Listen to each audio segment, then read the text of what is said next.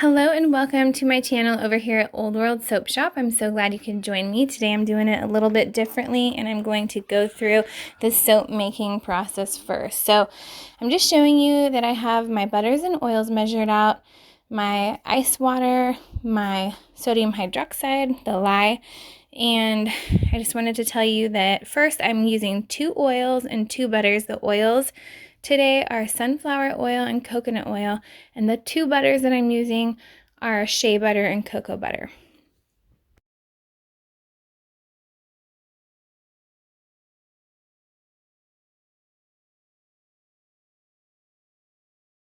Here is my fragrance oil it's a natural fragrance oil of summer honey and an essential oil and a fragrance oil blend of sandalwood mixed in with the kaolin clay and turmeric powder that I used to color it with. Now you can see that I have mixed my lye into my water, and you'll see very quickly how fast that it melts those ice cubes down.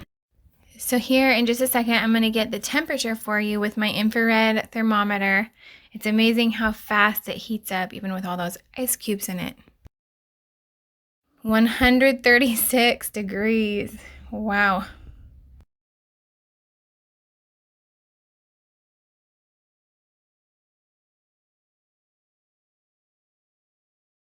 So all of the oils and butters have melted down, and everything is at a good temperature here. It's about 110 degrees. So I've added in my oils, my fragrance oils, my turmeric, which is what I used to color the soap with, and my kaolin clay.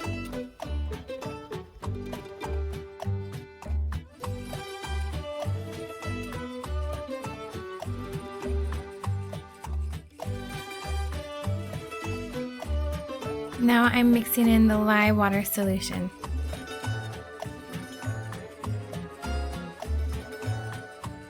And we're blending everything up with the immersion blender until we get probably a thin to medium trace. What a beautiful orangey for the sunflower soap that I'm making. I'm going to incorporate the name sunflower somewhere into the name of this soap. I'm not exactly sure what I'm going to call it yet, but what a beautiful color that turmeric spice makes, that ground turmeric powder.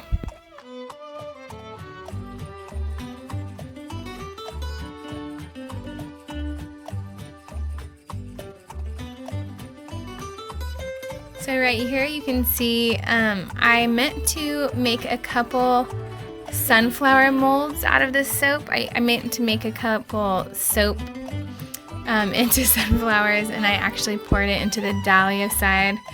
So I figured that out later, but that's fine, totally fine. I'll have to make more of this because I think it's one of my favorite bars of soap now. It turned out very beautifully. And then I just made a small batch this time because I wanted to see if I like this soap. I always test it first, and I really like to see how it soaps and what it looks like after a couple days and what it's gonna feel like in the shower, and so far so good. In my opinion, this way to texture your top is one of the most classic, nice ways to do it. I know people come in from the other side too, which is what I do a lot of the time, but I like just that one side. And there you have it, turmeric sunflower soap. Thank you so much for joining me today.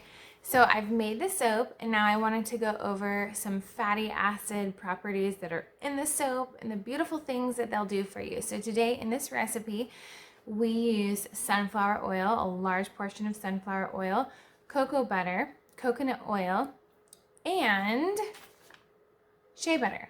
So those 4. So we have 2 butters, cocoa butter, shea butter, and then sunflower oil and coconut oil. So 2 butters, 2 oils.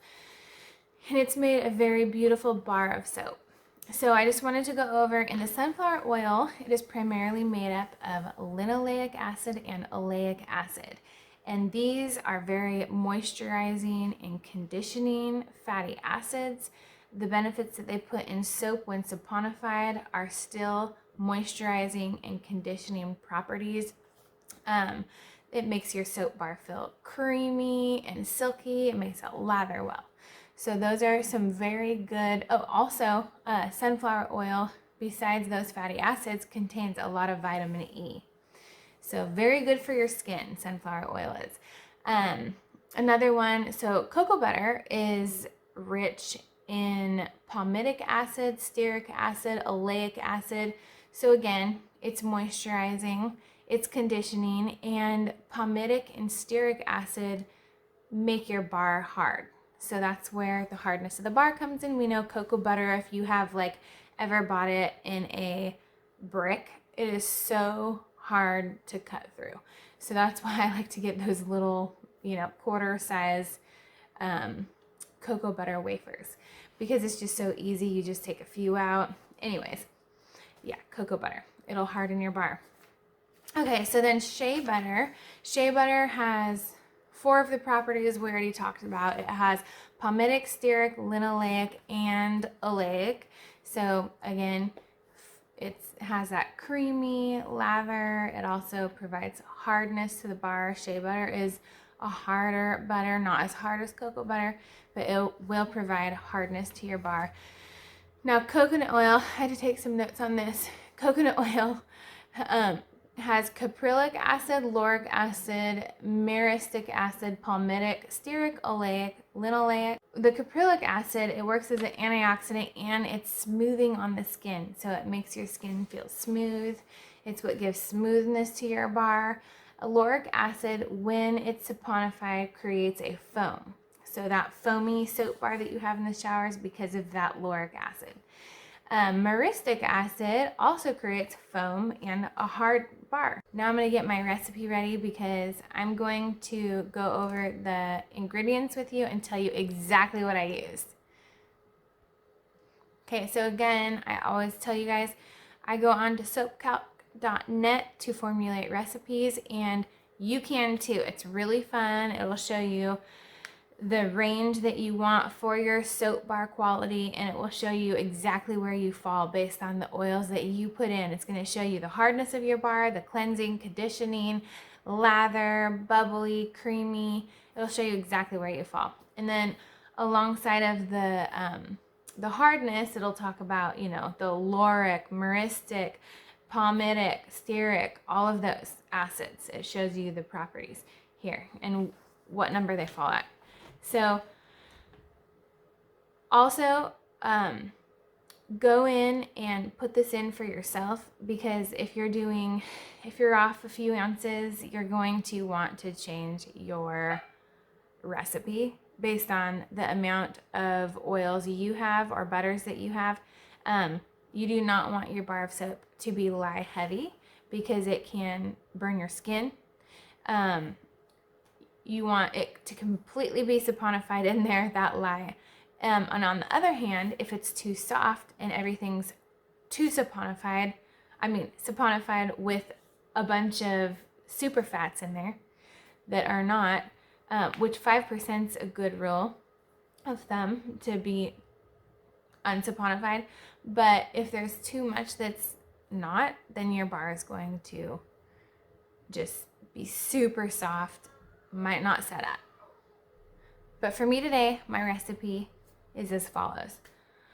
Water, now I do a 28% of oil weight, and so it automatically gets put in there as 38%. I go in and I change it to 28%.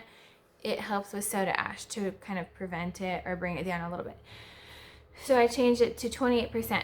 My total oils were 38 ounces. My super fat was 5%. Cocoa butter. Okay, so water, the amount of water I used was 10.64 ounces. Now I do half ice cubes. I take my distilled water in an ice cube tray, pour it in. Then I, tear out my scale, put a bin on it, my measuring device, and I pour the ice cubes in. So I'll do half, I'll do 5 ounces. And then I'll pour the rest in with my distilled water. And that's how I do that, just to cut down on the chemicals from the lye when you're mixing the lye in the water. Okay, so the water was at 10.64 ounces. Lye is at 5.40 ounces. My cocoa butter was at 5 ounces. Shea butter at 5 ounces. Coconut oil, the 76 degree coconut oil, was at 12 ounces. Sunflower oil at 16 ounces, which make up 38 ounces total of oils and butter. So it was a really easy recipe. I got all of my oils melted down. I got my lye water solution ready, cooled it to, it was about 110 degrees, and then mixed it together. I already had my fragrance oils measured out with the kaolin clay in it, with the turmeric in it, all completely mixed.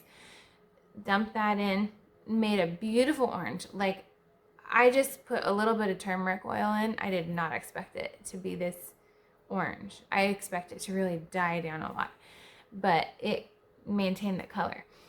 So you just mix it together and pour, and it has a beautiful creamy look to it. So that was this soap, and I really hope you enjoyed, and I hope you have a wonderful day. I hope you try this recipe and that you gain some tips or knowledge from this video. Thank you so much for tuning in, and please remember, if this has helped you at all, or if it could help anybody else you know, please like and share and subscribe. Thank you so much.